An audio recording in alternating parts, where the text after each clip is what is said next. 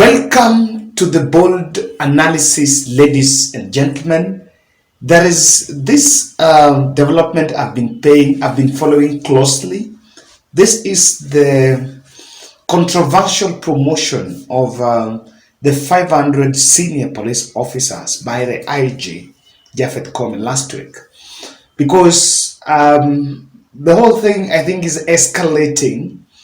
And according to a Nation media report, is that promotion has split the service down in the middle, with now insiders linking the stalemate to political alignments within and outside the service. Now, I think for those who are following, who might be getting it for the first time, I want to take time so that we go through what exactly happened, because Kindiki has rejected Koome appearing in parliament.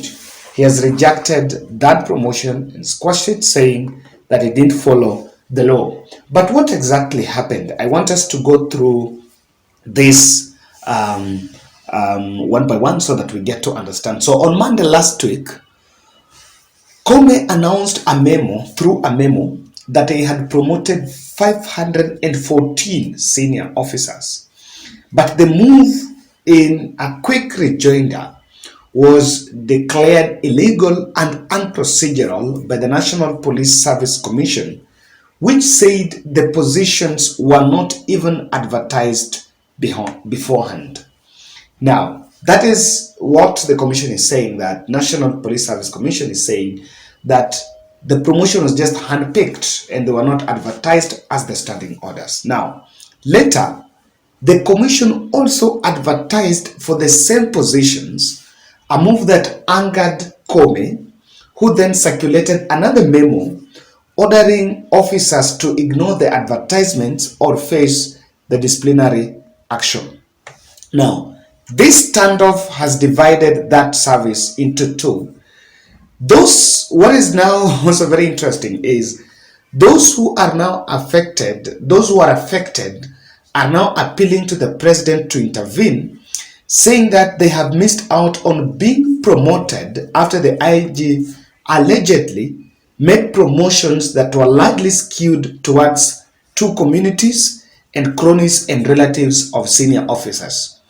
So there are others that are asking the president to intervene because it was done. And truth be told, this is a very sensitive matter touching on the security of a country.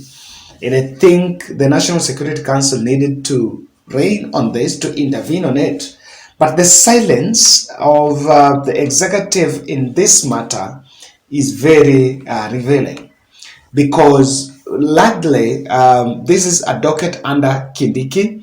But the fact that promotions were done, because officers are asking, why was it done against the law? The other interesting twist in this is that even those officers who were promoted by IG Koome agreed that the correct procedure was not followed.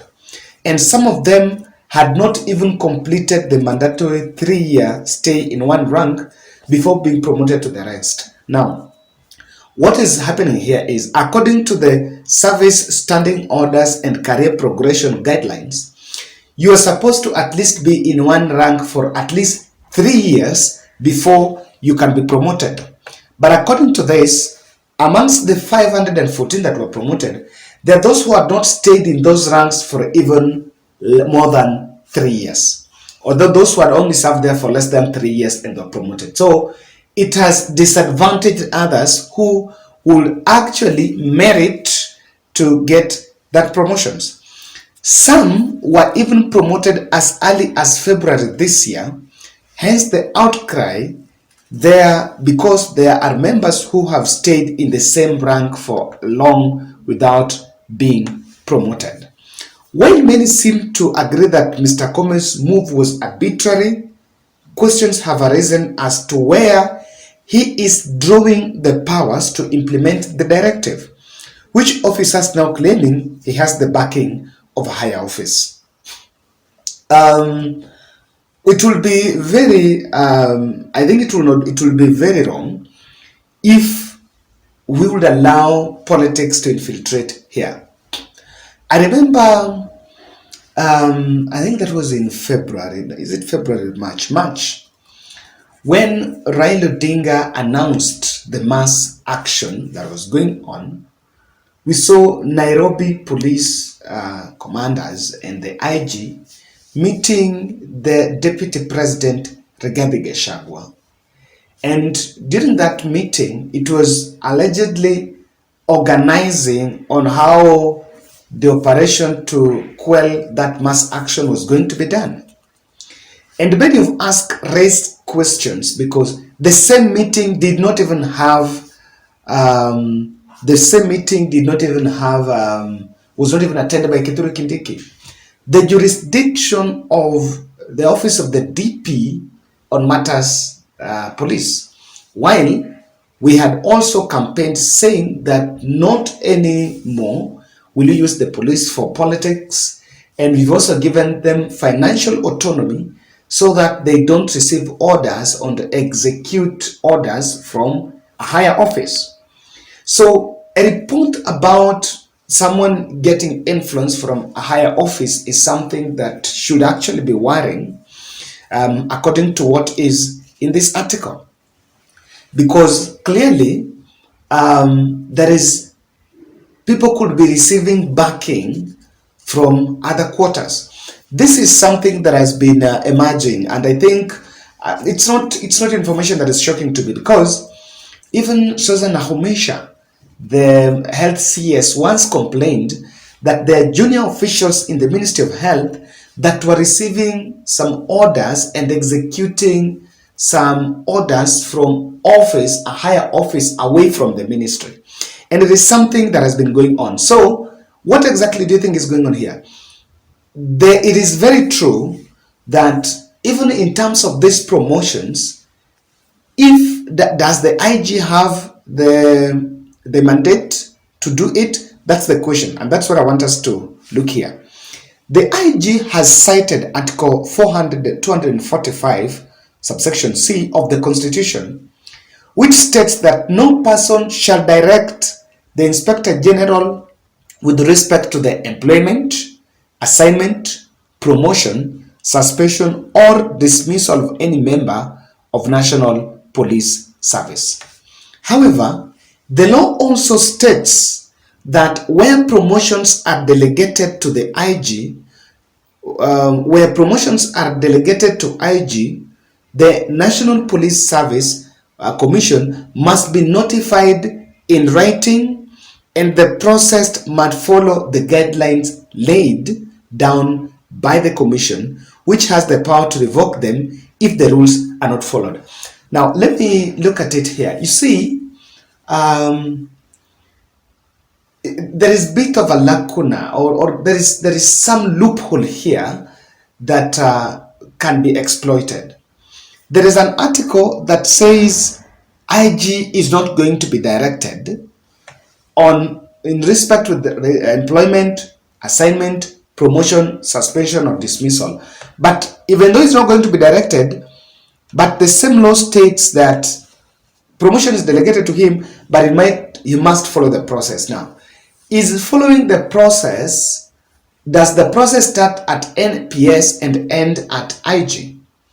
Or is IG running the show alone? Because if this promotion is to be done, then we need to define the distinction in terms of responsibility between the National Police Service Commission and the IG. Because someone might have just interpreted the Constitution in his favor and decided to execute that.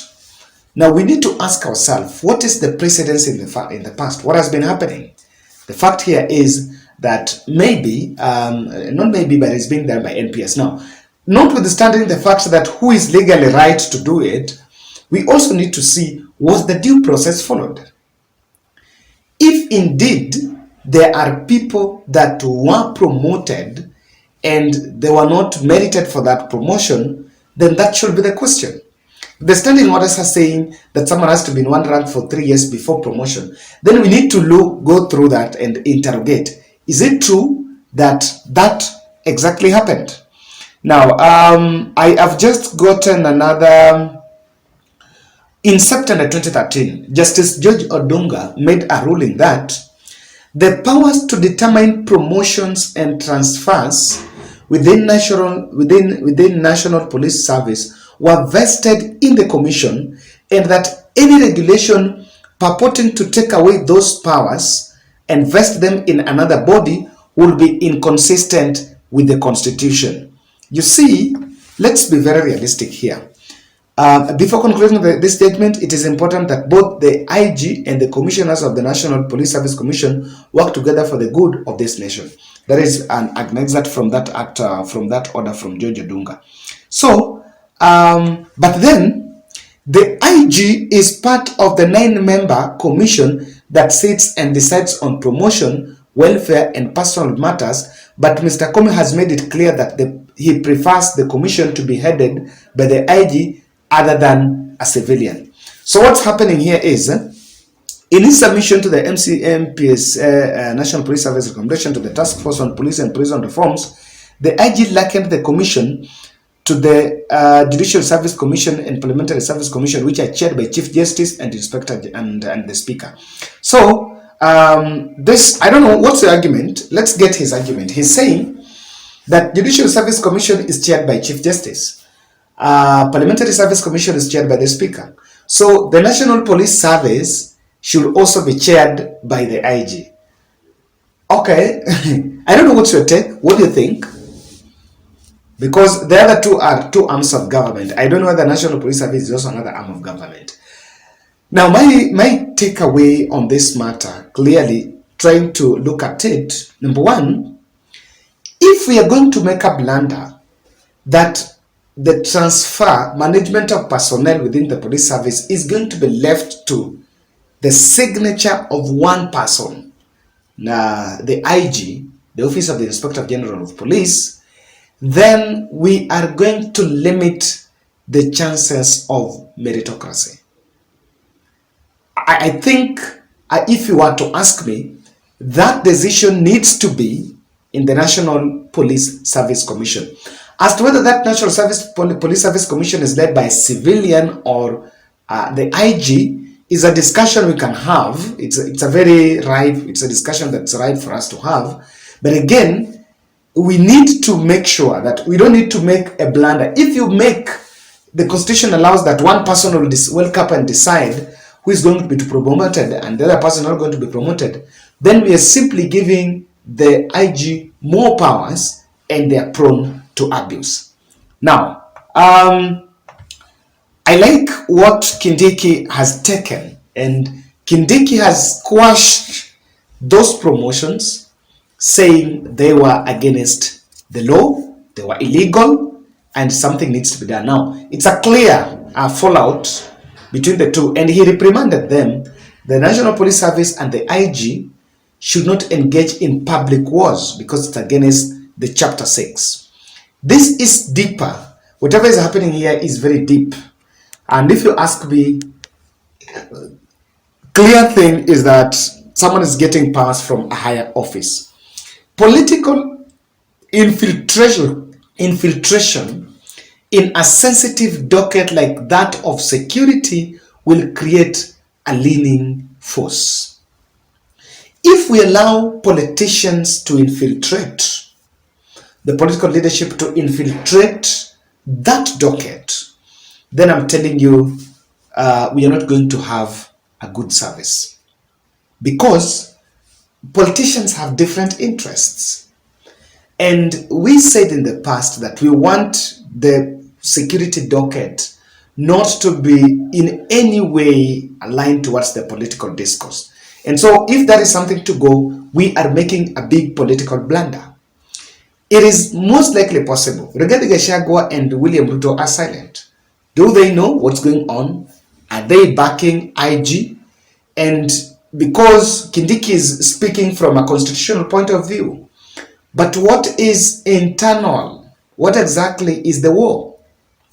I want to feel a bit that we need to shun political infiltration, because with political infiltration, we'll end up rewarding shareholders, and this underscores meritocracy. The politician will look at it in the sense of, during campaigns, who was supporting us?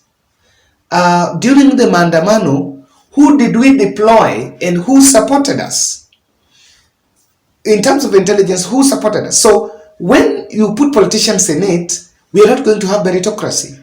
And the moment we put meritocracy under the carpet, then that's where we lose the value of that security docket. So I support Kindiki's push that, even though, and I think it needs also to go to the parliament so that that act can be reviewed and interpretation is done to create a distinction between what the IG is supposed to do and the mandate of the commission, so that you avoid this altercation even in future. Sometimes when a problem emerges, it's an opportunity to solve it in totality. We look at the whole thing, who is supposed to do what, so that we review the powers. It borders corruption. There is no way, and I'm glad that even some officers are saying that we were promoted against the will, and that's what now IG Koome has to regret, that you promote someone and that person comes out and say that, yes, you promoted me, but he did not deserve it. I think it's an interesting one here. We need to keep off politics from our security. That's my take. I'm still reaching out to you in a special way. We are doing a children's home visit on 26th under the Bold Charity Network, reaching out to you for a donation on foodstuff, dry food and clothing.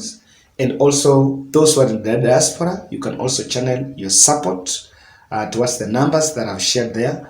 I've shared 3 numbers. The first one is for the Costa Kawira. She's our admin, and she'll be in charge of collecting donations within town. So those who are within town, those who can reach out and have a donation to do, and you're within town, you can reach out to the Costa Kawira. Those around Gong Road, you can also reach out to our other assistant, Brenda. And then I've also put my number for the diaspora and any other from any other part of the country. You can reach out to me and we help make that a success. We said here, we cannot continue to be part of a problem. There's that which the political class that do, but even us as Kenyans, we can also be part of the situation, of the solution. And that is the whole ideology behind Bold Charity Network. We are going to support the children in terms of food donation, especially those in the children's home. Government is doing something in the public schools, but the people in the children's home, they get a lot of support, but there are other challenges. And one of them is including the feeding program. So that's why we are coming through that.